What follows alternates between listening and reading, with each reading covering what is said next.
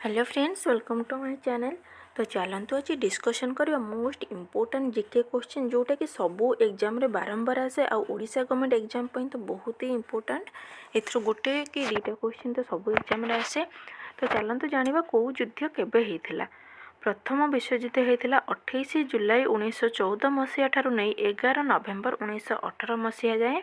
द्वितीय विश्वयुद्ध होता 1939 मसीहा ठारू नहीं कि 1945 मसीहा जाए। आईन अमान्य आंदोलन होता 1940 मसीह। तापर जालियानवाला हत्याकांड होता 1919 मसीहा एप्रिल 13 तारिख रे। असहयोग आंदोलन होता 1920 मसीह। बक्सर युद्ध होता 22 रु 23 अक्टोबर 1764 मसीह। पलासी युद्ध होता 23 जून 1757 मसीह। खानुआ युद्ध होता 16 मार्च 1527 मसीह। पानीपत युद्ध प्रथम पानीपत युद्ध होता 21 एप्रिल 1526 मसीहा। द्वितीय पानीपत युद्ध होता 5 नवेम्बर 1556 मसीहा और तृतीय विश्वयुद्ध होता 1761 मसीह। हलदीघाट युद्ध होता 18 जून 1576 मसीह।